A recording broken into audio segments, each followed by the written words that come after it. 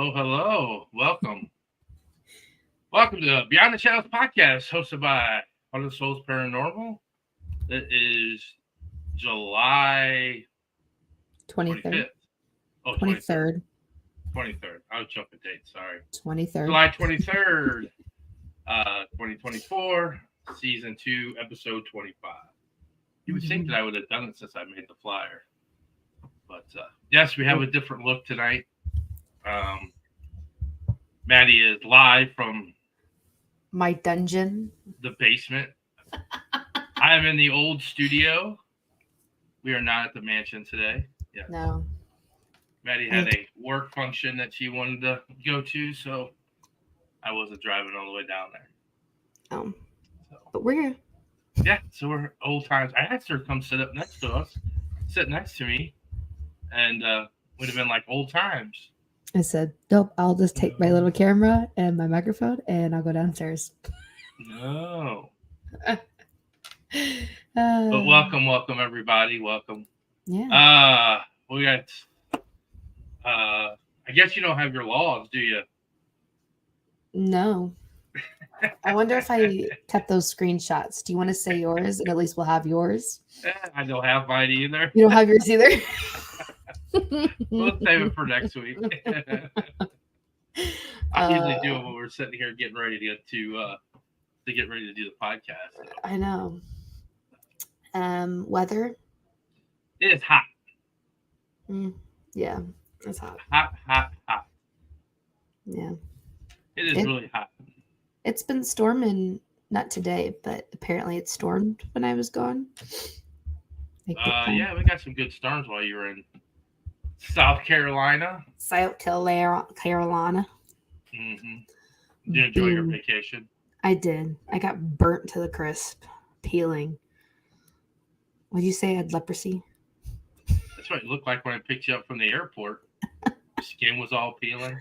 Oh, man. Thought you went out to a different state and got a disease. I know, right? That's crazy. Yeah. What else happened since you were on vacation? Oh! Scared City convention. Yes. Scared City Hi-Ya Nation. Scared City Paranormal Horror Fest. Show. Yeah. 2. We went to that in Parago, Arkansas. Parago, Arkansas. We're in deep down in Parago, Arkansas. The Bible Belt of the South. Yeah. It was actually a good weekend. Yeah. Not so good in the sales department. No. But it was definitely a fun time. Yes. We're there to support Santiago and Scott Bainey. Mm-hmm. And everything. We made some cool connections. We got to meet ghost hunting housewives. Yes.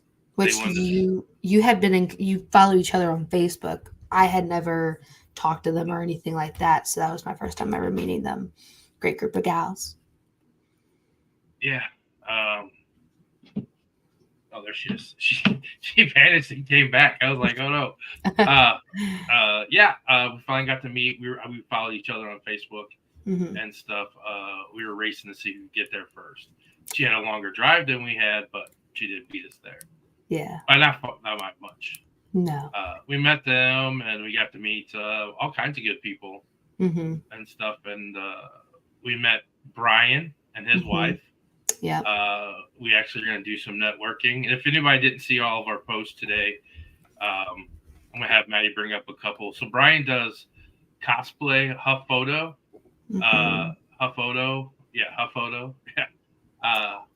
He does cosplay and stuff. So he did these photo shoots with us. And you can't see my head there. Your head got cut off. I cut my head off. There's also a green one too. If you go online, I posted them today on stuff. But he does these cool cosplays, and with the smoke, he's got canned smoke, and he's got lights behind you, and he takes photos, and they're really cool. Shout out to Brian and Huff Photo. You can look them up online. We worked it out. Huff Photo will be at Missouri State Penitentiary. You will be getting, with your ticket, you will be getting a souvenir photo. We're actually going up to Missouri State in 2 weeks. Mm-hmm. And me and Maddie are gonna do a photo shoot up there at the prison, which I Mm-hmm. can't wait. You're gonna have some really cool, awesome pictures. Yeah, we'll have like pictures of ourselves and pictures together, and it'll be really cool. Like maybe like in the gas chamber, have smoke around, and it's gonna be kind of cool. It's gonna be really cool. He's gonna go and see if we can set up some areas and everything to get in line for what's the best background for a souvenir photo and stuff like that. Yeah. You could get other photos if you want, but that's going to be your souvenir photo. You're going to get one of his cool photos, and he gives it to you digitally, so that way you can take them to Walgreens and make posters and whatever you want to do of yourself. Yeah, so that was a cool thing. We did that photo shoot, which was cool and stuff. And then I bought 3 shirts. I bought this one, Hyamania shirt, and then I bought... First of all, whoa. Hey, wait a minute. You didn't buy no shirts. Let's get that straight. No, I didn't buy any shirts. You bought the shirts. I bought $50 worth of shirts. You got that shirt? You can thank Scott for that. I got this shirt, the Hyamania shirt, and then I got... you did get the Hyamania. Remember, I got the one from last year, and I had Santiago, Scott, and Roger sign it. Oh, you bought your Hyatt Nation one. I didn't buy that one. I bought the Hyamania one. Yeah, I didn't buy the wrestling one for you. I bought that one and the old one. So only $30. Still. T-shirt out. Santiago wrestled on Friday night. That was pretty cool. Kick trash can's booty. Kick trash can's booty. That was pretty cool. That was really fun. And everything. But it was a good time. Nancy, go on and look at all those people. Nancy has some really cool dolls. Yeah. Nancy Ansley that makes really cool reject dolls and stuff. Her work is phenomenal. And stuff like that. And there was a lot of artists. They're starting to follow us on our Facebook and stuff like that. I didn't get the picture up. I did get a picture of, I bought the Lost Boys a print. It's got David, if you all know the Lost Boys, really big, and it has like the railroad, the bridge where they're hanging from and stuff. So it's really cool. And stuff like that. But it was a really good time. Next year, it's going to be September. It's not going to be in the heat of July. Oh. Nope, it's September 19th through the 21st next year. Nice. Good. Yes, it's really cool. Comments this week. Oh, sorry, go ahead. Sorry. No, I was just saying we met Leatherface from the 2003 remake of Chainsaw Massacre. He had one scene, and then he had a heat stroke, and he was out. Yeah. And he was really cool. He's played in all kinds of he played in Hannah Montana show. He played in Hannah Montana, Kicking It. Yeah, Kicking It, Sons of Anarchy. He's been in all kinds. Brett Wagner. Yep. Really? Okay, we said this, and I have to mention this. You think, oh, that can't be that scary of a guy. I'm sorry, but I don't care if he even had a sledgehammer in his hand. If that tall man was chasing me with a sledgehammer with a Leatherface mask, I'd pee myself. He was legitimately 6'6". This guy is like, he's taller than I am. And I'm like, God, that guy's tall. Oh, man. We met Tony Moran, the original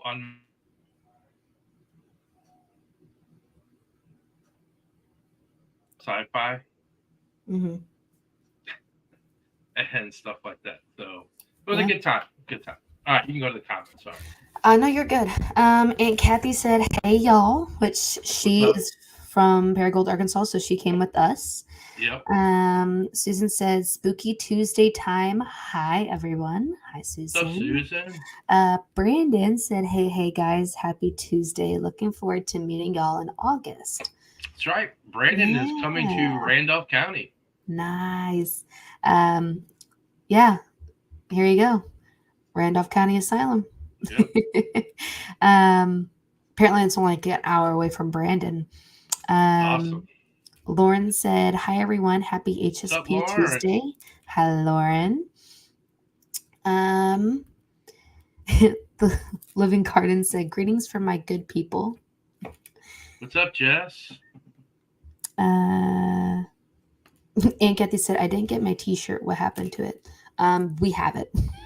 Unfortunately, Sarai has used it as a chew toy. No, I'm just joking. No, it's sitting on the ledge, I think. Yeah. Gina said, "Hey y'all." What's up, Hey Gina? What's up, Gina?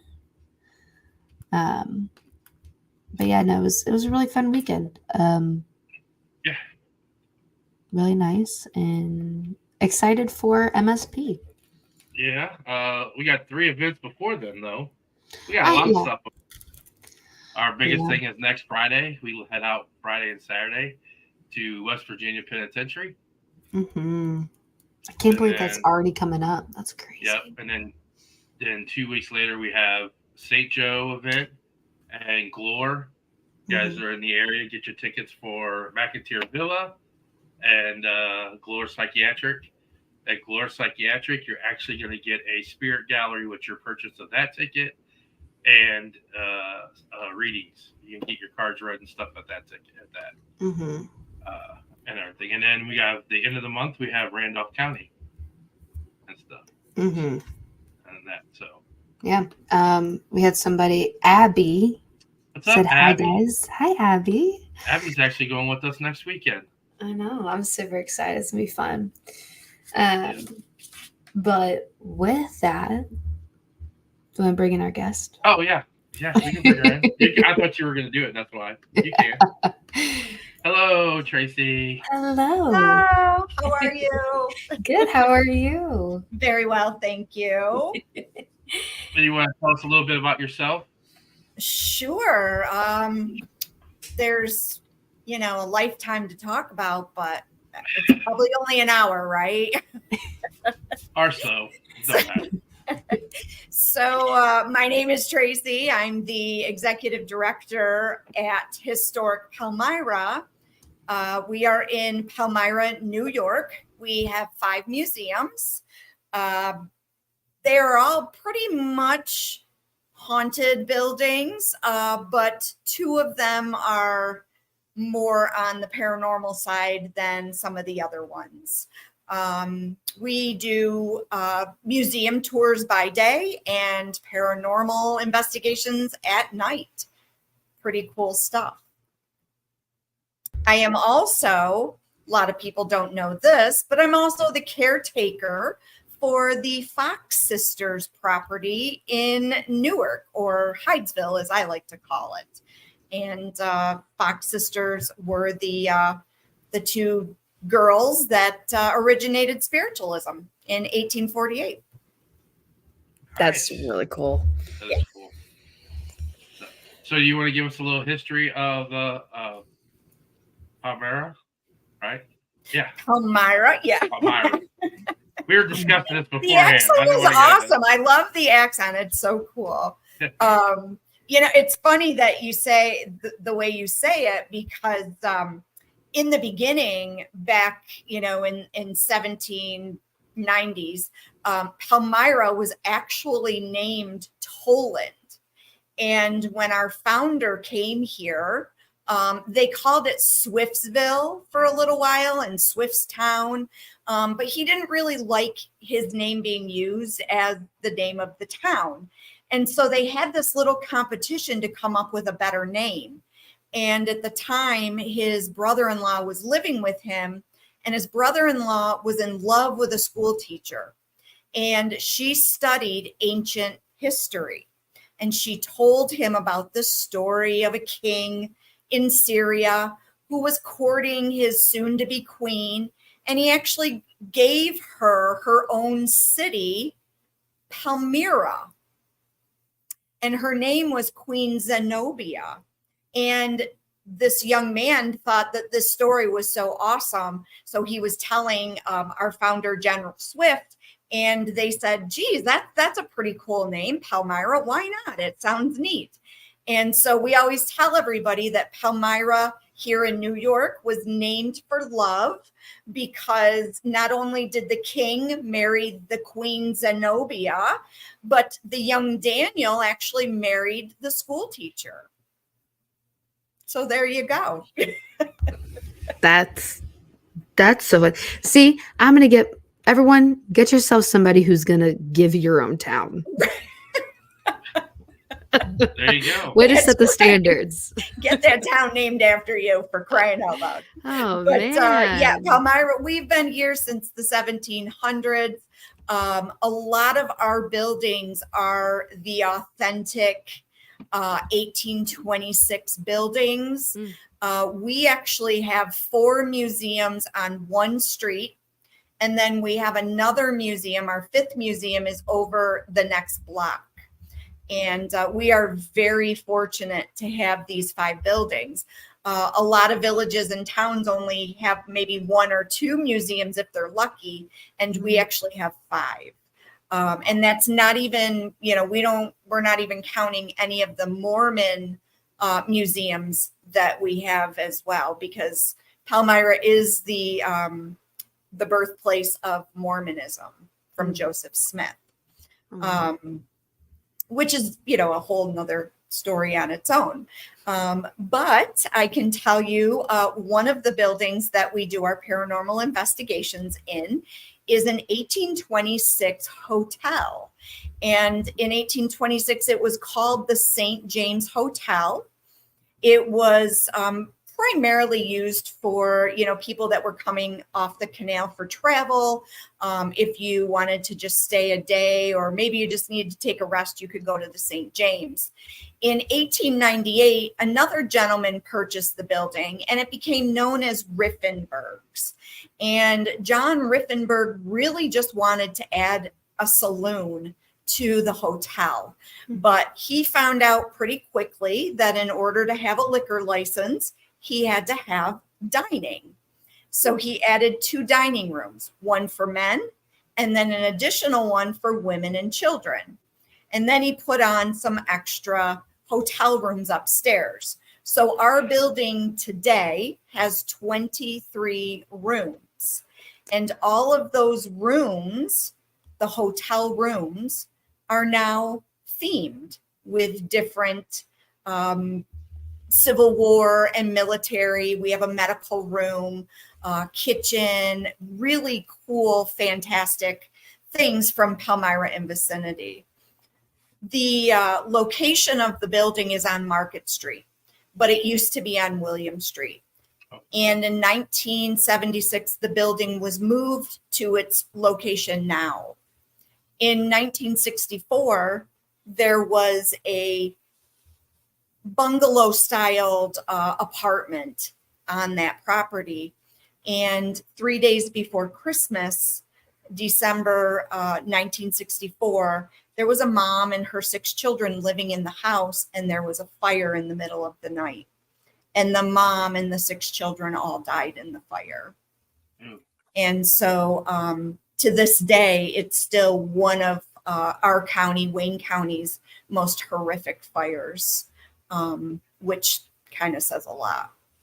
Our original director, when she was first hired in the 90s, she would come in at night and she would go through some of the things that people had donated and was going through some files. And, as directors, we like to come in at night because it's quiet. You're not having to worry about tours and things like that. And she would hear children or a woman crying. And she really didn't know much about the history of the building. So as she was learning, she came upon this article in the newspaper from 1964 about the fire. And when she read it and it said 132 Market Street, and she thought, oh my gosh, this is 132 Market Street. And so it just kind of started from there. The mom and her 6 children are very present. We treat them like family. It's basically their territory, and we're there to protect it. So it is not unusual for us to come in the morning and we hear kids running up and down the stairs. And, sometimes we do hear a woman crying, but we also hear her laughing as well as the children. So, I don't think she's sad all the time, but she certainly has a good reason to be. Yeah. I bet that residual energy is just really crazy there with the kids and the mom and stuff. So yeah. It's pretty amazing. And then, you go through the upstairs of our building and we just have all these old hotel rooms that not only hang on to the residuals from the hotel era, but also, there's a lot of different residual effects from the things that we've put in there. We do have a medical room. Our medical room is pretty famous. It was actually featured on Kindred Spirits last year. We have a doctor in there and he is just not a nice guy. He does not like women. He did some procedures that were not very safe or, not good back then.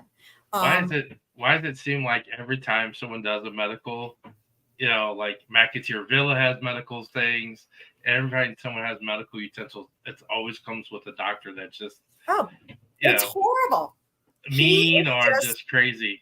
Yeah, he is the rudest person, and it's mostly to women. Now, if a man goes in there and kind of says, like we had one investigator, his name is Gary, and he went in there and he was like, "Oh, doc, my back is hurting," and he felt like he got a poke in his rear end, and we were kind of like joking with him and saying, well, maybe you got a cortisone shot or, something like that. But women go in there and they immediately, it's either a headache or there's just like abdominal pressure. I don't go in there. I mean, I will give tours and I've got about a 5-minute period of time that I'll get in there. That's about it. Not like get in there, get what I gotta do. How about it? Yep, it's the last room we clean. My luck, I walk in there and I hear the glove snap. I was like, okay. You're like, and I'm right back out. It's crazy. We actually have one of the electroshock therapy machines. And it runs on these gigantic bulbs that nobody makes anymore. It's not even electricity. It's like a battery type of thing. Yeah. And we've actually had it turn on when people are in the room. And that's creepy. And I think it was last year for the first time I've been here for a long time. And before I took the director position, I volunteered and did a lot of investigating. And I have never been physically touched until last year. And it was in the doctor's room. And we were filming for a segment that'll be coming out soon. And I was literally pushed back. And they all looked at me like, what was your problem? And I was just like, whoa, what just happened? That's crazy. So, yeah. No, thank you. Well, and that's the funny thing about it is we talk to a lot of caretakers and stuff because, like, when we do an event, everybody kind of goes off and we kind of hang back and talk to the ladies and stuff because most of the time there are females and stuff. And the stories that we hear, like, when we're back, like, nope, not going up on that floor. You can go do what you want. I don't. If I have to go up there, I go up there and I come back down. Or I don't go in that room because kind of like what you're saying, like Ray County Museum here in Richmond, Missouri. It's an old poor farm, poor farm, and every room now has a theme, like a quilt room, a doll room. Right. There's a little school. There's a school room in there, and there's a dentist. I believe it's a dentist, ain't it, Maddie, at the end of the hall there? I have never you didn't been go. That's right. You didn't go with me. Never mind. Psych. There's like a dentist, an old dentist office, and they have like a chair, and it's just, and they have utensils, and medical stuff, and people just. It's horrible, especially a dentist. Ugh. Yeah. Think of the pain. Teeth hurt, just think about it. Yeah. And you didn't have to. Hurt, just thinking about it. You go to It's like you go to college and you don't even have to get that degree. If you just attended college, they're like, all right, come on. Right. Yeah, we need you. Yep. Yeah. Like, Like a trial by error. Yeah, exactly. Yeah. Right. That So- fake it till you make it.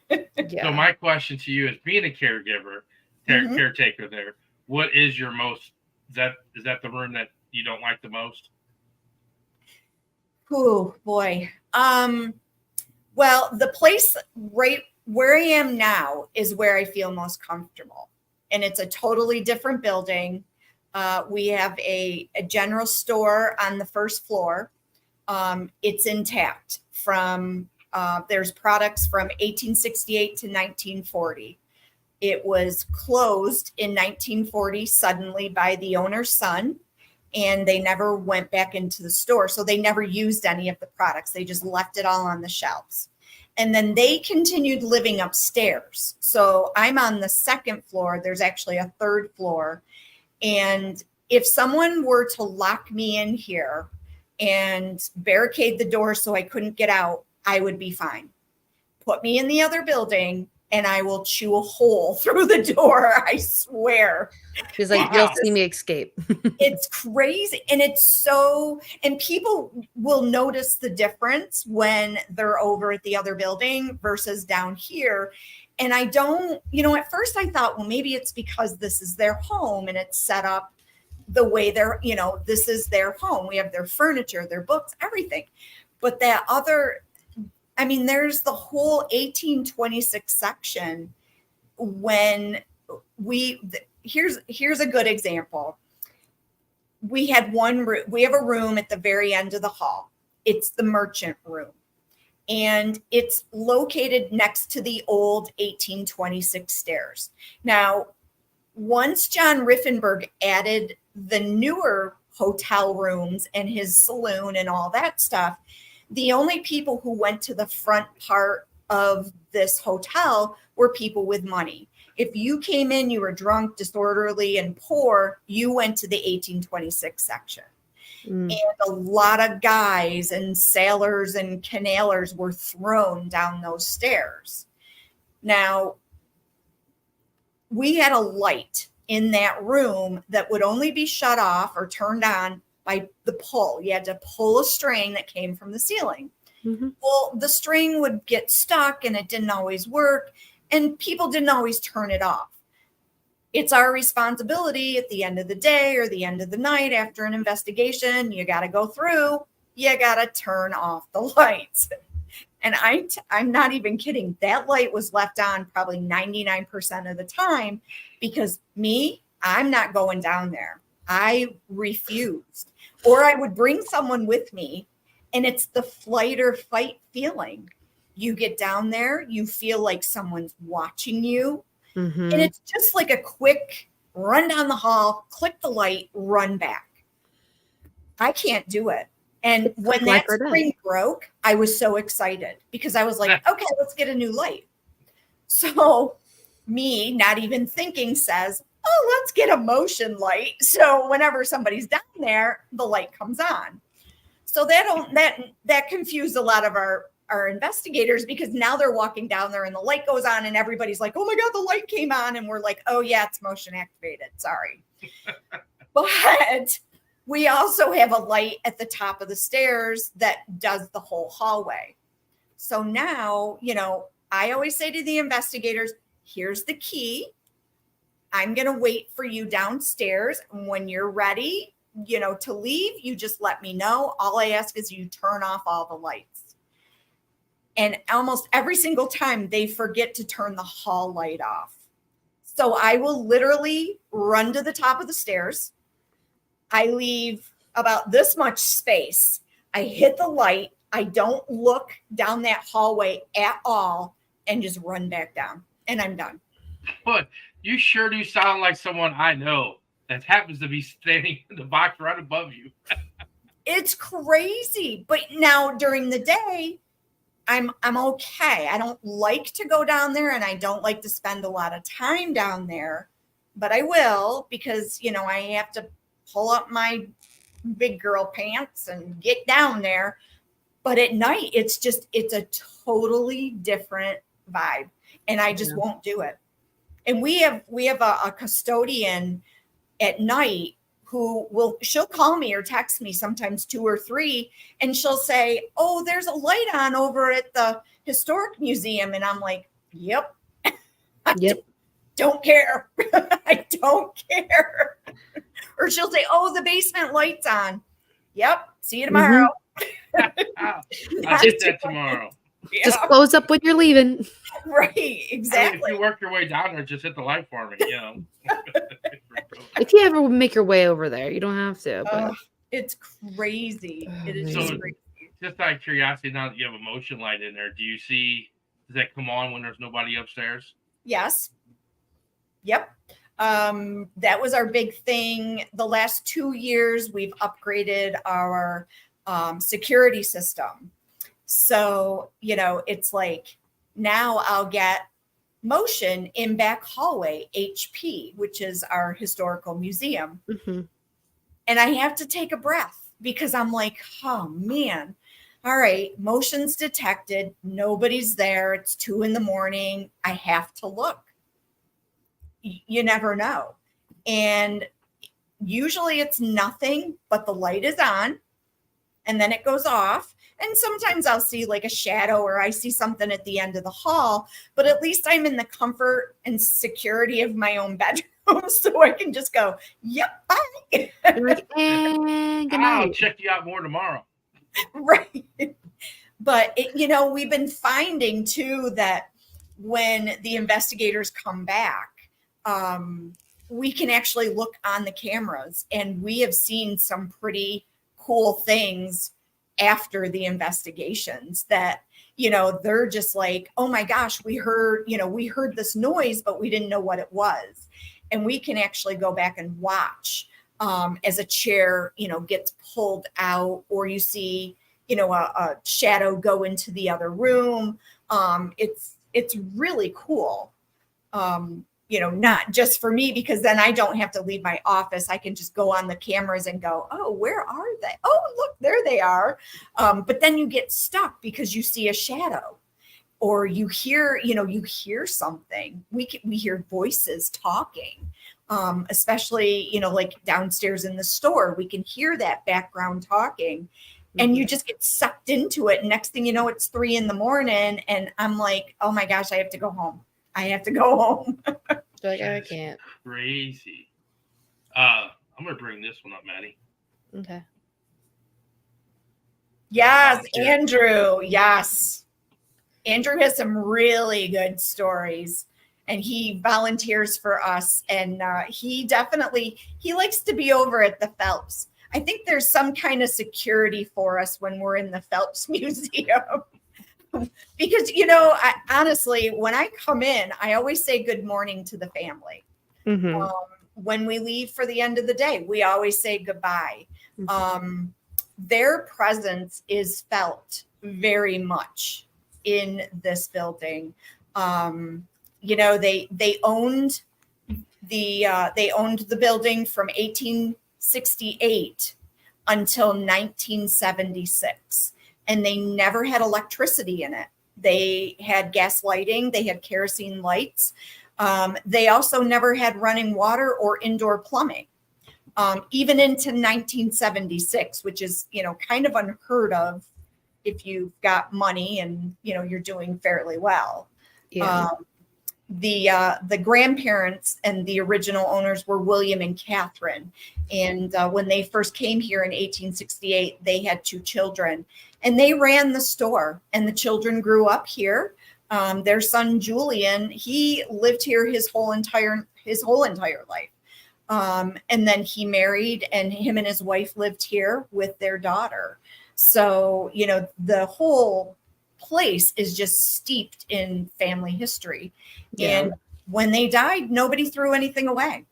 So, their clothes are still here. Their bedding is still here. Their couches, their chairs, their dishes are on the table. It's a literal time capsule. It's cool. crazy. And when the daughter, her name was Sybil, when she passed away in 1976, there was no one left. So, the thought was, I don't know, might tear the building down. We don't know what to do with it. But when we came in here and saw how incredible it was, I think it was the general consensus was we've got to do something and protect this place. So, the spirits are just extra for us. It's a bonus. Yeah. No, that it's important to. Nobody Diane said you can always hide in the walk-in cooler at the Phelps store if you dare. We always tell everybody. So the walk-in cooler is it's just awesome. It's like it literally is a walk-in cooler. It was their ice house. Right. And so if you keep the door closed, it's a good 20 degrees cooler than the rest of the building. And the only problem is we've turned it into a bathroom. But if you go, we tell people use the buddy system, because we have had people who have gotten locked in. They have been locked in. So we always say, if you're going to go to the bathroom, use the buddy system. You never know. Mostly men. I don't know of any women who've gotten locked in, but of course we're sorry. Why not? We're smarter about that stuff. Yeah, we're like, right. Buddies. Hey, I gotta go use the restroom. So do I. All right, let's go. Right. I just absolutely. Hello, Heather. Hey guys. Hello. Oh. And then Jess said she loves history. Yeah. I do. I love the part of history to hear all this. And to hear that, like, the original stuff, like, you heard, like, McAteer Villa, nothing against Stephanie. I mean, she's done a great thing with that building up there. She's gotten, it was empty, and it looks great. Like, she's bought all Victorian stuff. The house, I thought it was the original, like, and she's like, no, I put everything in here. But do you guys have the original, like, the groceries that are still in the store, Yep. Their plates are closed. That's just, to me, I love that part of history because it's authentic and it's not, not like you had to go purchase this other stuff and bring it in. It's the actual people stuff. Yeah. That kind of adds a creepy factor to it too, of why they left it. We've, we've had people who have come in, other volunteers, and, when we ask somebody, oh, could you just run over to the Phelps and grab something off the bed upstairs? And this particular volunteer attempted to do that. Unfortunately, he got to the third floor where the bedrooms are, and he literally saw Sybil Phelps, and she said, don't touch my things. And I'm not sure how many stairs go to the third floor, but I'll bet you he only missed all of them. He jumped down those steps. He definitely jumped. He came in and his face was beet red. And we're like, oh my gosh, what's wrong? And he's like, never again. Never, ever, ever. I won't ever go there by myself. And to this day, he hasn't. He never comes in here by himself. So what is your camera set on? My Tracy? Camera? Yeah. Is it sitting on a tripod or? It's sitting on. Is it like a computer? No, I'm on the computer. Your camera's moving. Have you seen that, Madison? No. Yeah, her camera's like moving. Like it's weird. I know you're at a haunted location. No. It just seems like it's like focusing and refocusing, like it's somebody's playing with it. Oh, really? Yeah. I've been watching it and keeping track of the time to go back and look at it, but yeah. I'm telling you, never know. You never know. Well, in the room behind me is another parlor. We have two parlors. We call them north and south. But you can see there's the bookcase over here. That's all of their books there. Mm-hmm. But in this particular room, we actually have a little girl spirit who's she kind of hides under one of our tables. Mm-hmm. And her name is Holly. and she was here when it was a boarding house, and that was around 1830s, 1840s, before the Phelps family took over. And she's a pretty incredible little girl. It just did it. Yeah, every time Madison looks down, the camera moves. It just did it, Maddie. It's like the Brady Bunch. Stop looking down. You have to be my verification. So, hey, you never know. It could be Holly messing around back there. She might. It looked like maybe like something like the camera's trying to focus on something else back. Like, you know what I'm saying? It's like refocusing itself. Right, yeah. So, like if something else came into the picture. Yeah, see, there you go. The merchant room is creepy at night. I'm telling you. And Fidelia would know because she's been there. Everybody says Sybil. Yep, everybody loves Sybil. You can walk the streets of Palmyra. They might not know that we have 5 museums here in Palmyra, but they know who Sybil Phelps is because she was just, she always wanted to be famous. When she was a little girl, she wanted to be an actress, and she was the only child and the only grandchild. So, I think her family doted on her and made sure she had everything. She graduated from high school and she went to the Eastman School of Music in Rochester. And when she left there, she actually attended acting school in New York City. Unfortunately for her, the Great Depression hit, and it was not a good time for her school or her family. And she actually wrote a letter home to her father and asked him for money. And he wrote back and said, "No money, come home." And he actually gave her 2 choices. And her first choice was to come home and get a job. And the second choice was to come home and get married. So, we're talking 1922. So that was still, a thing. And she came home and she got a job. She actually worked for a monument company right up the street. And she would act in some local theaters and things like that. And she gave piano lessons to children and tutored them in English. She was pretty incredible. But, she was like that town strange lady. If people saw her, they would maybe cross over to the other side of the street. They didn't understand her. And, she lived here her entire life. She took care of her family. She was a good daughter. But when she came home from New York City, she also told her father, "I'm a spiritualist." And she converted to spiritualism. And so she actually had a lot to do with the Fox property in Hydesville. There was a gentleman there by the name of John Drummond, and he built a replica cottage where the Fox sisters lived.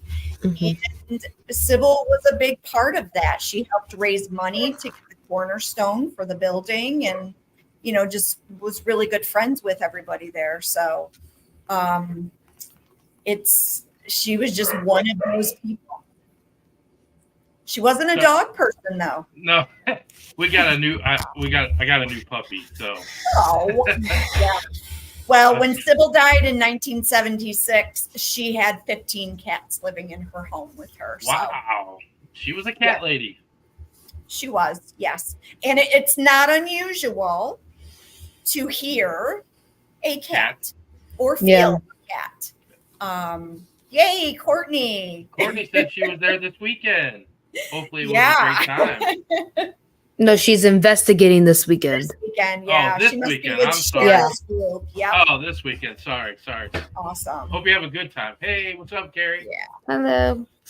Yeah, she's there this weekend. She's trying to get the dibs on apparently the merchant room. Yeah, go to the merchant room. Ugh. At the end of the hallway. For the tall man. Ugh. Oh, and the tall man. We didn't the tall man. Yes. I think they nicknamed him the tall man because he comes up the stairs, so he gets taller as he comes up the stairs. I've only had a couple of interactions with him. I'm just I don't want to know what goes on down there. I'm good. She's like, I'll stay in my little space, and that's about it. So, and sometimes we get really great investigators, and they're like, "Oh, come on, hang out with us." I'll sit at the top of the stairs. I'll wait. You go down that way. I'll just wait. Maddie just disappeared. I hit the button. It full screwed me. Yeah. So, after being the caretaker, so you're safe in your room there. You don't like the merchant room and stuff. What other creepy rooms do you guys have there? Or what kind of other experiences have you had? Or well, being a caretaker, you're there all the time. And, yep. And let me start with this question first. And I always get to ask this question: is do you feel that they know who you are and they communicate or they do things to you Absolutely. know that you know who you are? Absolutely, yes. Especially the kids, we go out of our way to make sure that the kids are okay. We know the date of the fire. We know when they died. So we try not to do investigations on that date.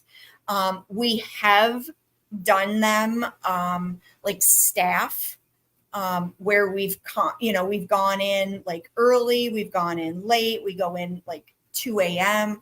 just to see if there's anything. And quite honestly, they're not there. I like to think that maybe they go to Disney World for the week, and just, that's their Christmas gift. But we set up a Christmas tree for them. They all have stockings with their names on them, including their mom. We just really try to be very respectful. Because at the end of the day, that's what we want other people to be. We don't. It's still their house. Right. And they've been there a lot longer than we have. So, we're very respectful. I feel like most of us have a good idea of who our spirits are, but every once in a while, we'll get someone that maybe we weren't anticipating, or all of a sudden we're like, oh, that's a new name, and we'll go and try to research it, and then we'll figure out who it is. Our doll room upstairs, because every museum's got to have a doll room. We have 2. We get some really good stuff in there. It's not just kids. I just heard a knock. Sorry. Okay. I have the door. Closed behind me because I just was like, oh, hey. But yeah, so our doll room gets pretty active. We have some really cool videos. The president of our board has his own paranormal investigating team. And, we love skeptics. Mm-hmm. We love skeptics. Now, I'm not going to sit here and say that every single team that comes every single time is going to get something. I would love to say that, but we don't know. And I tell a lot of people, 90% of the time you're sitting in the dark listening or waiting. And sometimes, we're super active and it's like, oh, this is almost too good to be true. But, we do get, I think for the staff, we kind of know what to anticipate. And we really know who our spirits are. And we just treat them normal. Mm-hmm. Now that's a puppy. Oh gosh. Yeah, I know. I have the full grown version at home. Everybody can see you. About 120 pounds of her. She'll get there. Aw, that's a face. That's to see on the screen. But I would say in just about every single room over at the Historical Museum, mm-hmm. there is something. And I like to say, like, there's something for everybody. Mm-hmm. And sometimes, our investigators come and they investigate for like 4 hours, 6 hours, and they get just a little bit of stuff. Maybe they hear an EVP, or, they hear some footsteps or knockings, or they see a shadow. But the thing that gets me is they always come back because they love the history. Yeah. And one of our investigators, his name is Derek, and his group, they're always amazing and very respectful, and they get a lot of stuff. And I think it's because they are so respectful. And I think the spirits recognize him. But he came up with the phrase, Historic Palmyra brings you back. And I just thought, that's pretty cool, because I feel like it does. It draws you back. And there's just so much. And, it's like I said, we have 5 buildings, and we get a little bit of stuff in our Erie Canal Depot. We get stuff in the print shop. We get stuff at our Coverlet Museum. But the 2 museums that we primarily use are the Phelps Store and the Residence, and then the Historical Museum. So your general store shut down in 1940, you said? Yes, it was owned and operated by the Phelps family from 1868 until 1940. And it was actually July 30th, 1940, Julius Phelps. He went down, he opened business as usual. At the end of the day, he locked the doors, came upstairs, handed his daughter the key, and said, I'm done. I quit. I retire. I'm over it. I'm done. And he offered her the building, and she said no.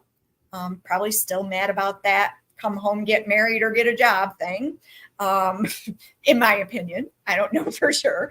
But she didn't want it. And even though they lived above the general store that had eggs and milk and bread and coffee and chocolate and Jell-O and spices, every day they never went in and used any of it. And we actually have the original eggs from 1940. That has to be a little stinky. Not anymore. Not anymore. Yep. Wow. They are downstairs. They're in a container, and they're from 1940. And they only cost 45 cents a dozen. That's crazy. That's crazy that you just lock up the store and be like, I'm that's done. it. Yeah. Yep. I mean, myself living upstairs, be like, man, I sure could use some chocolate right now. That was me. Where can I get some chocolate? Oh, yes. Or, you're like, I need to go buy eggs, or Right. I can use the eggs I already have downstairs. Yes. Oh, I ran out of coffee up here. Oh, no big deal. I'll go downstairs. That is crazy. No. Nope. And then It was they totally forgot about it. And then how long? How long did they live after that? So then her father lived until 1964, and then Sybil lived until 1976. And the only modern convenience they ever had was a phone for the store. No electricity, no running water, and no indoor toilet. The outhouse is still in the backyard. And you can see right here, I don't know if you can see it, but that's actually one of the gas chandeliers. Oh, wow. It's like they were living off the grid in a town. Sure were. Yep. Like and they had a car too. Yeah. So it still fathens me that the store. To me, that's just crazy. That you would leave a whole building downstairs. Yeah. Like not even to clean when it I out tell to throw you, it away, or Sybil, sometimes I think that maybe Sybil set this whole thing up for us because she was a really incredible person. She had some very good close friends that she trusted, but other than that, you wouldn't make it through the front door. She was very much, would keep to herself. But one of her favorite things to do was numerology. She loved giving people their horoscopes through numbers. And if she heard you talking at the diner and, maybe she heard you say like, oh, tomorrow's my birthday or whatever, she would do that horoscope for you. In fact, she did her parents, grandparents, and her aunt's horoscopes even after they died. And she wrote it all down. Oh, I mean, we wow. have books and pages and pages and pages of her writings and her typing. I think it was 1940, and she would have been around 40 years old. She wrote a letter to Ringling Brothers and Barnum and Bailey, asking them if they had any positions available in the circus for her. She wanted to join the circus. Wow. Yeah. That's And pretty they cool. we have the letter they wrote back that says, sorry, at this time we don't have any positions open. And I can only imagine what she was thinking. So, she always wanted to be famous. And I think that we fulfill that for her. Yeah. She's the star of her own show. She rules the house. And we make sure that, it's kosher. We want to make sure that's okay with her. We have recordings where we've walked around the house with the old school tape recorder, and we've walked around saying, okay, we're having a birthday party tonight. Do you mind if we're in your bedroom until 9 p.m.? And then we play it back and we hear, yes. So, it's She cool. don't like Her you in her bedroom. piano is right over here. So, that's always the big thing. We always want her to play her piano. So Well, Sybil, we never if you're the first, you wouldn't be the first one to hear piano notes on our podcast. that would be pretty awesome. Yeah. We heard them Yeah. after COVID, because we were shut down for about 3 months. And when we came back, we did hear them. So that was pretty cool. Was it Black Moon? Yeah, it was Black Moon. Paranormal was on our podcast, and they go to investigate. And in the middle of that podcast, we heard doom, a piano note in the middle of the podcast, and it was kind of cool. It would be pretty cool. Yeah, we get some. We have some terrific Class A EVPs. That's awesome. It's just from fifes playing. I have one that I keep on my phone because, people are always like, yeah, right, whatever, it's, and our board president, his kids come and they bring friends with them, and they got a Class A that like knocked me on the floor. I mean, my jaw dropped, and it's literally, they're just sitting on the stairs upstairs at the Historical Museum. Mm-hmm. And one of the girls says, is anybody here? Does anybody want to talk to us? And loud and clear, as I am speaking just like this, you hear, what you doing? In a little kid voice. And let me tell you, they were all like, what? No, turn the lights on, stop. And one of the sisters was like, stop freaking out. Maddie would have been gone. I had to pee my pants. What are you talking about? Maddie would have been dead. She'd have been like, no. Ugh. I heard a kid laugh one time, and like clear as day, like like the creepy kid laughs that you hear like movies, like you're like, yep. And I'm walking up the steps, and you hear it, and you're like, okay, I'm done. Right? You didn't walk up the steps. You probably glided. No, up the steps. I'm sorry, but when you start hearing the floor 2 steps behind you creaking up, following you, right? I knocked somebody out of the way and ran up. It's fight or flight. And I always tell you the truth, that Tracy. fight or flight. Yes. Yeah, she knocked somebody out of the way. To get I always tell people, listen, no screaming, no crying, no running. Unless you see me running, then you should follow. Don't ask questions, just follow. Yeah. Because I will be the first one out of the building. As much as I love the buildings, I will be the first one out. Shout out to Nicole. Poor Nicole.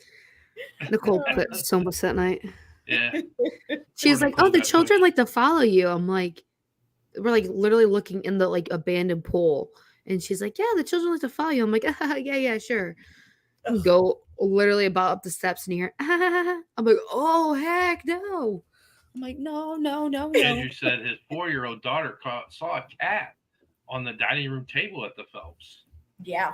And Well, I yeah, think she had that was 15 cats. I can't that imagine was she probably had recently more. too, I believe. I think Now, that if you was imagine during she- our ice cream social. Now, you Mm. said that she died with 15 cats, When she died, she had 15 cats living here with so her. she could have had more prior to that.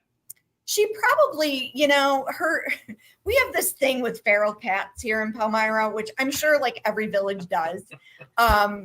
But Sybil's intention was to feed them and then make friends with them so she could get them into good homes.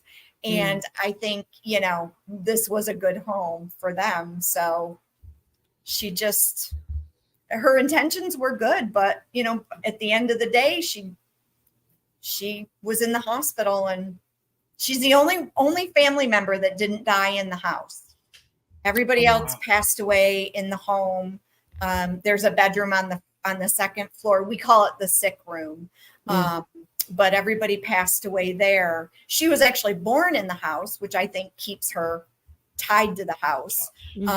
But she was in the hospital. She actually had leukemia, and I don't think she ever knew.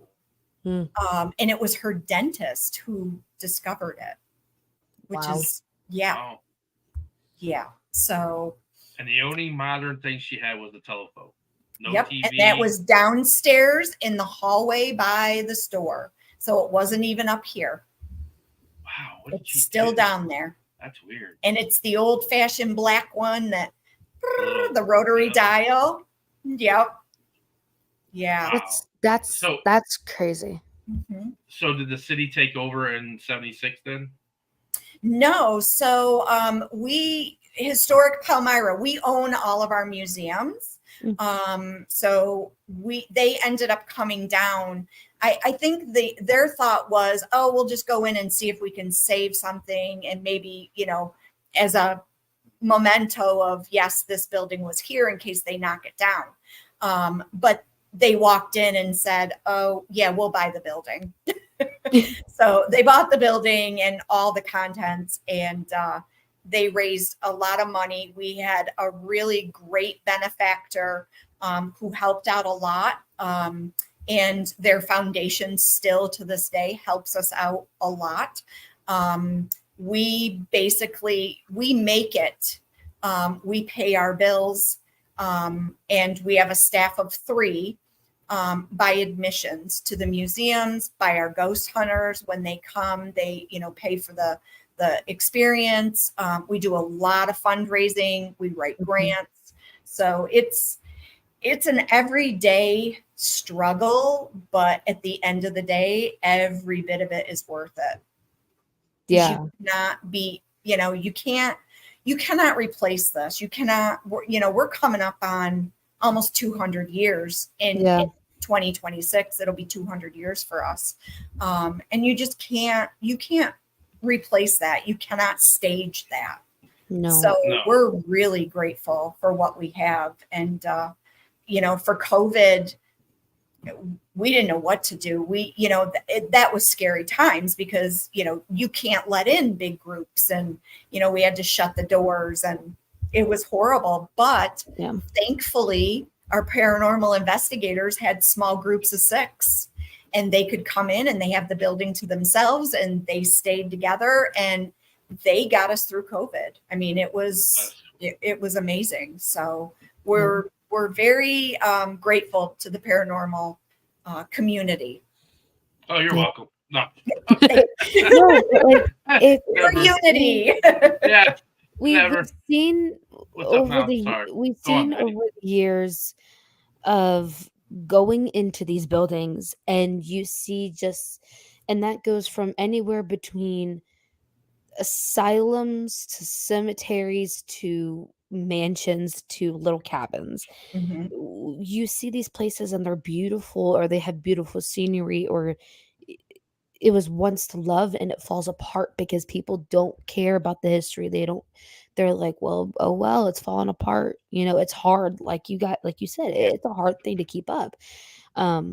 So there needs to be more people like you guys who do care about that history and restore those places and keep what it's meant to be and the purpose it's meant to be. and the store, they opened it for people to come in and have an experience, or have people coming in through the door. And now you guys brought that back with tours and paranormal Yeah. investigations, and that's what it was originally for. um and like you said, the history and paranormal work together in a beautiful way of helping each other out. The paranormal wants the history, and then the history wants the paranormal, and it just kind of goes in Yes. this big loop. And Yeah. so, Yep. And and we don't push it on anyone. If somebody comes in, we're open during the day. We're open Tuesday through Friday, 10 to 4, and Saturdays. And we don't, if somebody walks in and they're like, oh, the history is awesome, we don't just jump on them and say, oh, well, we're haunted too. mhm, We wait for them. We wait for the signal from them. mhm, And we have people that they don't care about the paranormal. They don't care. They might say, oh, it looks like it could be haunted. But then we do get people who come in and they'll say, like, oh, tell us some spooky stories. Has anything weird ever happened? And that to me kind of opens the door for us, and we give them a little bit of information. yeah, But like I said before, a lot of our investigators will come back during the day just for that history, because there is so much. And when we do investigations, we try to give, like, the first hour when you come, we do a quick tour. We try to give you as much or as less information as you want. Some people want to come in, they don't want to know about the kids and the names, and but we're there so that at 11:30 p.m. they come running over and they're like, who is Sharon, who is Susan, and then we're like, oh my gosh, what? So it's really kind of cool, and they get us excited. mhm, Because I mean, that's a great validation too. Like, sometimes we've gone in and been like, I don't yes, want to hear nothing. I don't want to know nothing. That way, if I get a name, or if I get this person, or I talk to this person, yeah, and then I go back and I'm like, so, like you said, who is Sybil? And you're like, well, right, well, yeah, right, and that way, yeah, that makes it feel like, okay, you guys have talked to her right, numerous times. yeah. I always loved getting the history of it, because then I know, like, topics to, like, I can bring up in conversations, be like, hey, so I heard it was this, or can we talk to somebody from this era when this history was happening with this right. building? But names, and then we, like, um Melver Manor, for just an example. We were doing Estes or whatever, and we kept getting this name. I can't remember, it was like Ron or something. And we had this book of tons of people who had been in the building, and like their death certificates and all that. And Ron was one of the people who was in there, his death certificate, or Oh, it was some wow. kind of name. And it validates your evidence. Yes, it does. And and I think that adds to your reputation as well. Mhm. We that's one thing that I'm always super careful. You have to be careful what you say, what you do. Mhm. You don't ever want to, like, we've had people who are like, oh, let me just go hide in the closet and scare them. And I'm like, no, because once you do that, I feel like it just opens that door for, oh, well, they were hiding in the closet and they scared me. And it's like, oh, shoot. I Yeah. mean, your reputation is everything. And Yeah. we have a great reputation. You're not going to come here and scream at our spirits. You're not going to provoke them. We won't let you. We will ban you. We will tell you, sorry, you have to leave now. And it's really sad that, people, it's hard because they watch shows on TV, Mhm. and I'm sure a lot of people talk about this because Kim is, oh my gosh, her son is amazing. We did his birthday party, and her and his best friend and me, we had the best time. Her son, I think he got a little like, in the beginning and was like, nah, I'm going to sit here and watch the cameras. But you watch these shows, and especially these younger kids coming up too, they watch these shows and they're watching an hour, when in reality, when we had Kindred Spirits come and film, they were here for a week. It wasn't an hour. And they got so much that they had to cut stuff. And, I don't want people thinking that they're going to walk through the door and a ghost is going to touch them, or they're going to walk upstairs, and something's going to tap them on the shoulder and it's going to be so easy. Maybe. I don't know. I can't guarantee it, but I can tell you that you're going to have a good time, whether it's hanging out with me in the safe room or it sounds like, right? It sounds I like love our safe room. And I always tell people, this is the safe room. It's safe to eat, safe to drink, and safe to stay. It sounds like Tracy's like part of our company. Her whole thing right there is like our rules. That's like our rule. That's like, when we say it again, it's like when we go to our events, we have go over our rules. Yeah, when we have an event and we have go over our rules with our guests, we're like, respect the building, respect the ghost. This is their home. They've been here the longest. We're not bringing nothing over. We don't allow Ouija boards, sage burning, candle burning. Right. If we find it, you're out. Same with provoking ghosts and spirits. We're not about that. If we find out you're messing with other guests, we'll ask you to leave. Yeah, we don't like the jump scares. We're not here to hide on your friends and stuff like that. Now, don't get me wrong. It happens because, we're in the dark and one person walks around the door and, I've scared Maddie numerous times. That's a natural scare. Yeah, Yeah. But not hiding out in the closet and being like, oh, I'm waiting for them to come and then, that stuff. So, when you're going over there, I'm like, man, she sounds like she's reading our rule list, our rule card. And it's hard, too, because, we want people to come in and have a good time. And I'm not a dictator. I'm not going to sit here, I'm not going to follow you around. Like I think we've done a really good job where, we're giving you a key.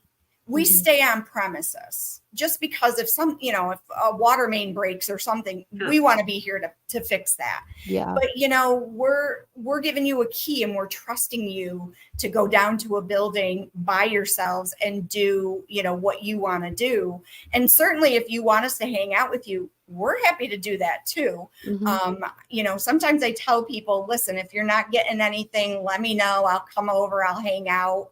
Maybe I can get them, because they know us, we know who to call on, the ones that'll be a little more interactive than others. But, but then there's times when we walk in and I'm like, wow, it's really quiet here. I wonder what's going on. Yeah, so we have to tell people the same way. And that's the big thing is it's like fishing. You don't always get a bite right off the bat. You might have to sit there for 45 minutes to an hour. That's why I say, and I know you brought investigating is 95% sitting in the dark. Yes. And that's the reality of it. Look what I'm doing right now. I'm sitting in the dark. Yeah, but you're not investigating nothing. No. Oh my gosh. Yeah. I could. Yeah. Yeah, like and we like the old school. We use old school equipment. I love when the investigators bring like the little cat that meows when you get close to it, or the music boxes and stuff like that.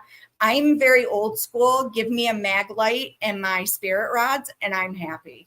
Dowsing rods. Well, that's old school. I like those. I've had mine for a long time. Like to the point where if I think something, they'll answer me. And then like, I'll be like, oh, did you want to try these? And somebody will use them. And I'm like, oops, sorry. I was thinking something and it reacted. Oh, you stuck her down the road. I'm so sorry to deal with. That's your punishment. It's, that, what do they call it? Hazing your new employees. Yeah, there you go. You get to go sit down there for an hour.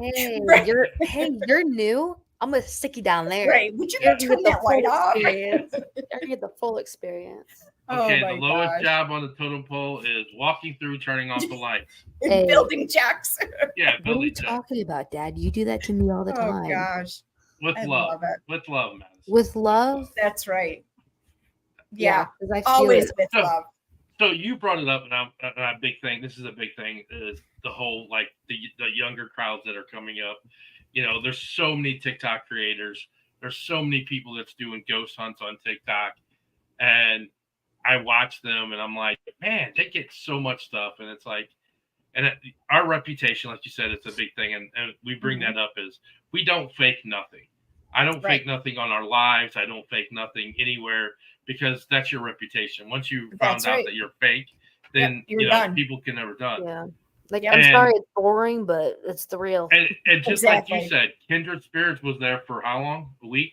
For a whole week. Yeah, a week filming. Yeah. You know, for a 45-minute, 30-minute show. For a 45-minute, yeah. Yep. So we tell people that all the time. We're like, these places that you watch these shows, they're there for a week and a half, or whatever. And then most of the stars, well, I won't say one star, but you know, they're not even in the building, but a couple of times to film. But other than that, it's the other lower guys that are filming and catching activity and stuff. But all the stuff that's faked on TikTok is just, oh my God, this thing is. I just get so annoyed with it, and it's like the newer generation, not the younger generation, like 14 and younger, but that 16 and 18, and now with the whole TikTok, that generation does not know how to investigate properly. No, and I feel like there's no respect for not only the spirits, but for the place that you're going. Mm-hmm. And it's always expected. It's almost like I'm entitled to see a spirit when I come here. Right. And the big thing to me it doesn't work that way. No. And when they're going to your location and they're faking stuff, they're lying on your behalf. These people that are letting these people go in there and be like, oh, there's demons, and there's a demon in the basement. Right. Someone murdered people here, and they committed suicide, and you're like, whoa. That's technically, lying on the building because, but a lot of these buildings, oh, this guy's got 2 million followers. Let's get this person in our building. Let's get this group in our building, and everything like that. And it's like, no, we don't do nothing on our lives. When we do our lives, we use it for promotional values on TikTok and stuff. When we go live, there's not nobody that wants to watch us because we're actually doing it real. And, if we're not getting nothing, people are just sitting there.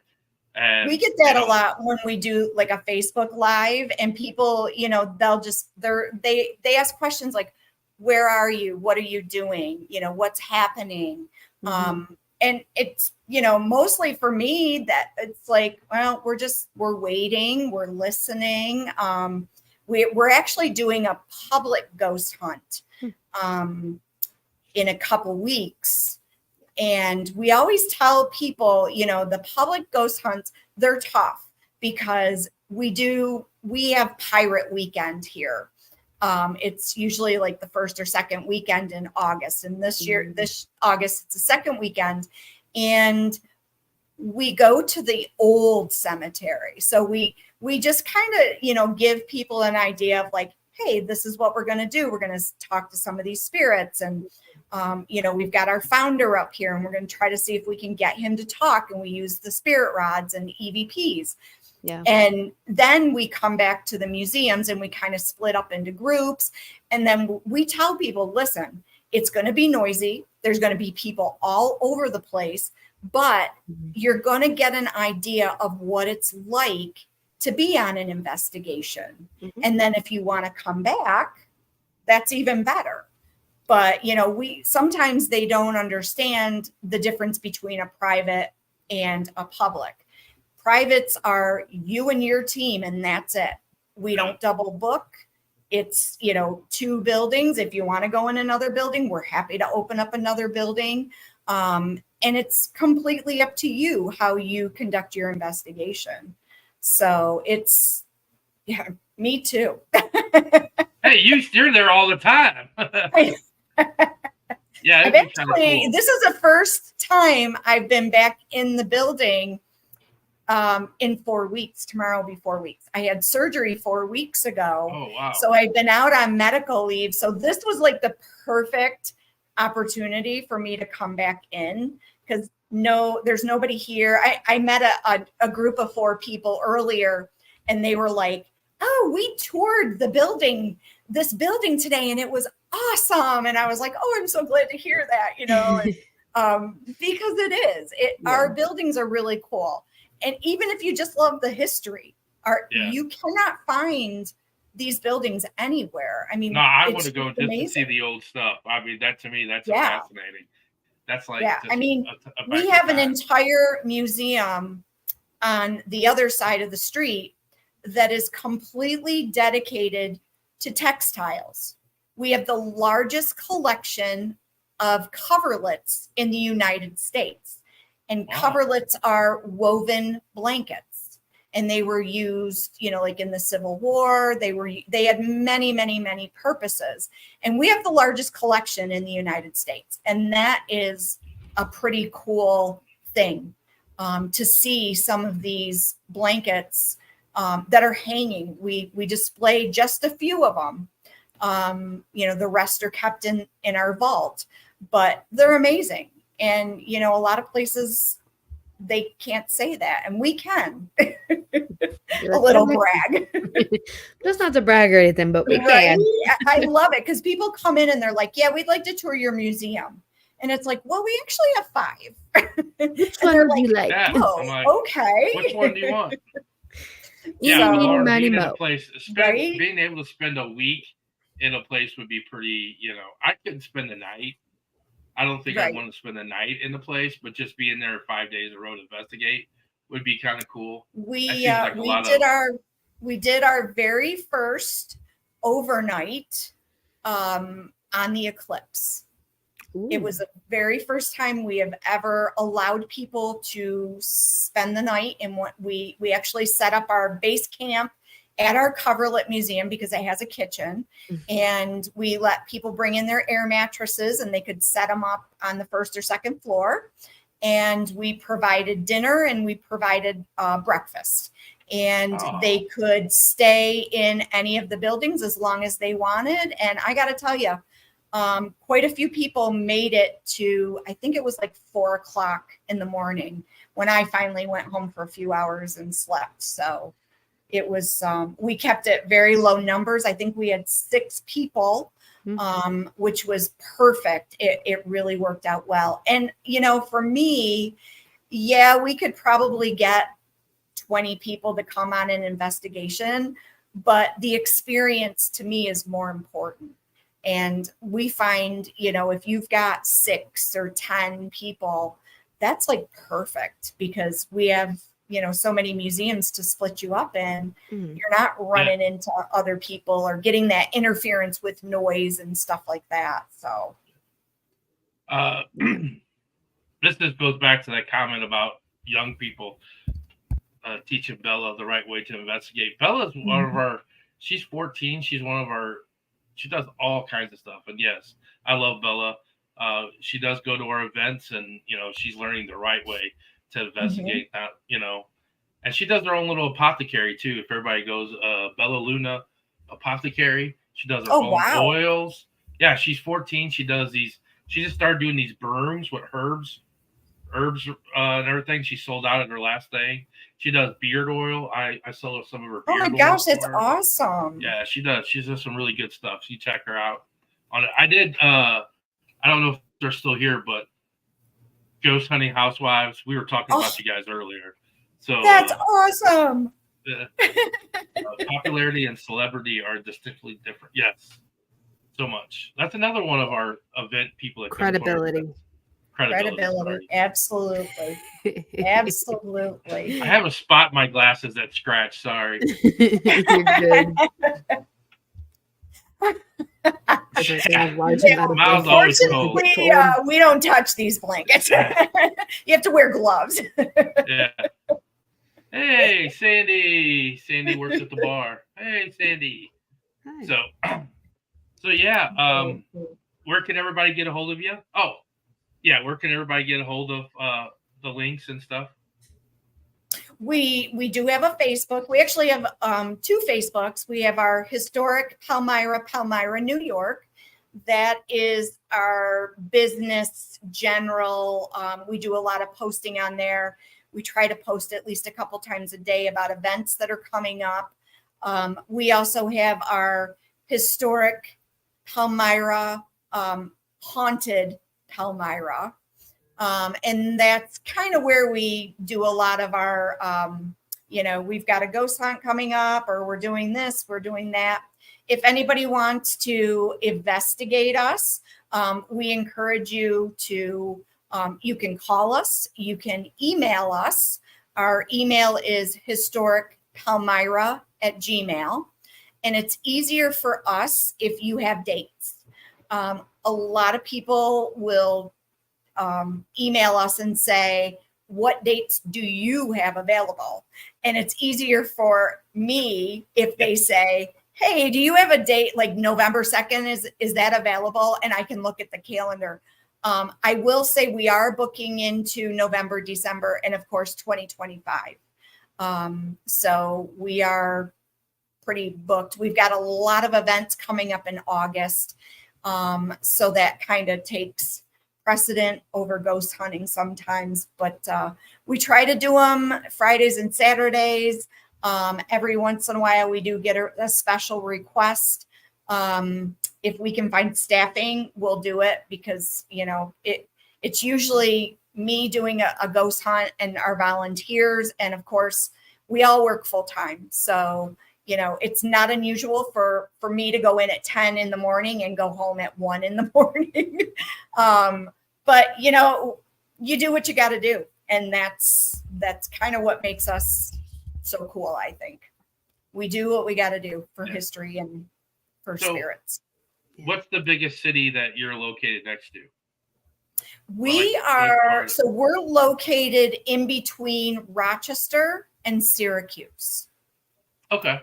So, and they both have, so basically for us to the west, you have Buffalo, Rochester, and we're in the middle. And then if you go to the east, there's Syracuse. Okay. We have some great bed and breakfasts around here that we can recommend to people. We have, we work with the Best Western hotel that will, give discounts for us. Even our pizzeria up the street, if you tell them you're ghost hunting at Historic Palmyra, they'll give you 10% off your meal. That's awesome. That's awesome. Yeah, we have a great community. Thank you, Diane. There's our website right there. There you go. We have great people. A lot of supporters. We are very, very lucky, very blessed. Let's see. Susan said, been listening. I'm very interested in visiting your location. We would love to. What else? Mom says if she wear a bee suit so they won't be damaged. I would think that if you wore the bee suit, you'd be pretty warm already. You wouldn't need a blanket. What other, not the jump, but what else is close to you that it's a haunted location? Like if they wanted to make haunted a weekend. Locations that are close to us. Yeah. We have Hinsdale House. Okay. If you've ever heard of Hinsdale House. Yeah. We have Hinsdale. We have Greystone Manor. So if you wanted to make a weekend out of it or a trip up there to make a weekend, you have other locations that you can go there close by and stuff. Oh yeah, absolutely. There's quite a few, but those two are always top of our list when we send people to different places. We have a lot of museums that we send people to when they're in the area. Believe it or not, we have a Jello museum. That's kind of cool. We're also just a block away from the Erie Canal. So, if you come in the summer, you can try to, get a boat down there. We also, something new that we have a paranormal passport. And I'm trying to find that on my phone real quick. That's actually been like the newest thing. Kentucky had one. This is for the Great Lakes region. And you can buy this passport, and it is so cool because it has all these different locations in the Great Lakes region. And the way that it's set up is, like if you come to Historic Palmyra, It's got a couple pages where you can write down like, what did you like? What did you dislike? You even get this really cool little ghosty stamp that proves you were there. And then you just go on to another location and another location. So it's really cool. The kind of woke paranormal group, they're the ones that put this out, and it's fantastic. We just got ours a couple weeks ago, so I'm really, really excited for people to see them and do these passports, because, you know, we all have passports, and it's fun to get them stamped. So why not a normal passport? It's so cool. Lauren, let's do the West Virginia trip this year first and see how well that goes before we do the New York. There you go. New York can be next year. We're doing there's a group of us that's doing a West Virginia road trip. We're doing like 3 different places. Are you going to the penitentiary? Well, actually, me and Maddie goes to the penitentiary next weekend. Yeah. Oh, and nice. then we go in September. We go to Lake Shawnee, Trans Allegheny, and Sweet Springs Sanitarium. Wow. And the Mothman. We'll stop at Mothman and head down that way. Oh my gosh. So yeah, that's our trip this year. If everything goes well, next year I would love to do a New York. Oh, you know what? We would love to have you. We would love to have you. Yes, I think we would have a really good time. Oh yeah. Hiding in the same room. Oh yeah. In your safe room. You and Maddie could be in your safe room. There you go. We'll just keep an eye on the cameras. Yeah. I'm going to ask you a question that I have asked everybody that comes on our podcast, gets the same question before you go. What is your bucket list place to investigate? No money, nothing. Don't have to worry about no money. Everything, all expense paid for you in the United States and outside the United States. Wow. Well, if it were open to the public, I would love to go to the Amityville Horror House. If it was open to the public. If it was available for sale, oh boy, my husband might. All of it. Like literally, when my daughters were pregnant with their daughters, my granddaughters, I wanted one of them to name my granddaughter Amity. Like, I love the Amityville Horror, the original. So that would be one on my bucket list. Didn't they just recently sell it? I don't know. They've changed it a few times. I actually know somebody whose cousin used to live there. And he said the basement was creepy even though they've like refinished the basement. He said it was the creepiest place he's ever been. There's too much tragedy in that house for me. Yep. Yeah. That's it. I would just like to go, just knock on the door and, hey, can I go sit in the fireplace room? Yeah. And then I'm gone. I'm good. Yeah. I'm out of your hair. Right. Yeah. Here's $20. I got an Uncrustable. I just want to sit there and eat my Uncrustable, then I'm out of here. So where would you All like to yours go after outside? that. Well, outside of the United States, I would definitely go to England. I would love to. Any castle over there would work for me. My brother-in-law, my sister-in-law, and their daughter, they live in Brighton, England. And we did visit. And when we were there, we didn't do anything paranormal. We did go to like the castles and stuff like that. We actually visited a lot of spiritualist church, which they were very cool. They're on every corner. It was amazing. But I would definitely like to do, I don't know, maybe even like Dracula's castle or something, like Transylvania or something. The Bram Castle. Yeah. Anything castle. The mouse says we have to stop by her house to take her ghosts. I'm on the way. I think she lives up in West Virginia. Ah, there you go. Yeah, and stuff. So. Yeah. But Tracy, thank you so much for coming on. Yes, thank you. Thanks for having me. Oh, no problem. Anytime. We'll have to get up that way and get a hold of you and come up. Oh, that would be great. You got my contact information, so I'm going just to look at the general store, and I want to see all the original stuff. That's my thing. I mean, we could ghost hunt after that, but I know, right? That would be awesome. Just sit in the store. That's what people do. Yep. Oh, there's your Facebook. Oh, I don't know. Facebook. It's a share. Historic Palmyra, New York is our Facebook. I live in the dumpster. Oh. It's better than a white van down by the river. Yeah, that's right. Well, yes, thank you for coming and taking your time and everything. Thank you, guys. Thank you very much. I appreciate it. Have a good one. Thank you. You too. Have a good night. That was cool. We got all the cool places way far away. I know, right? I gotta go up there. Maybe next year's a New York trip. Hinsdale House. Well, we gotta hit. Museums. Yeah, I wanna hit up there, and then I also want to go down to like California and stuff too. Well, that's a 2-trip week.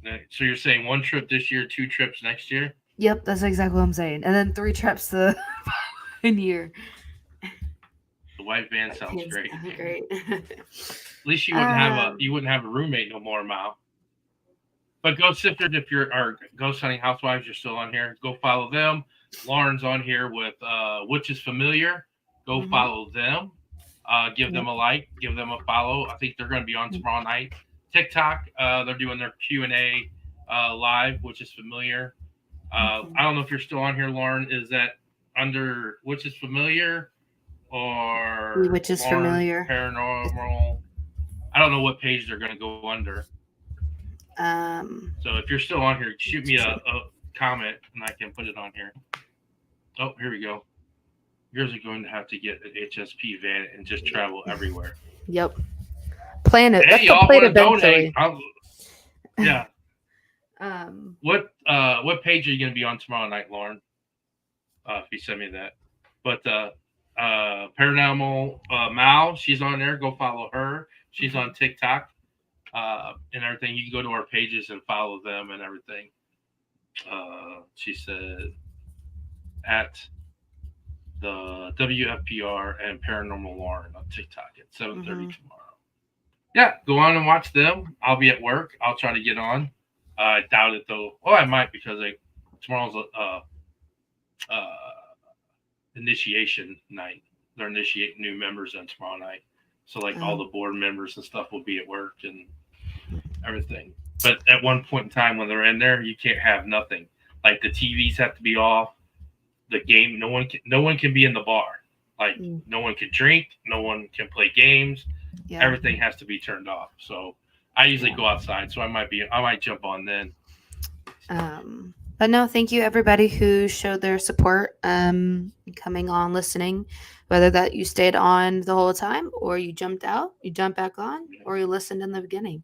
Thank you so much for coming back on. Missed you last week. Glad I could be here this week. Next week's guest will be Larry Eisler. He's got a couple of videos and Arthur. We met him at SilCon, the same one we met Santiago. The Haya Nation. But so come on next week and I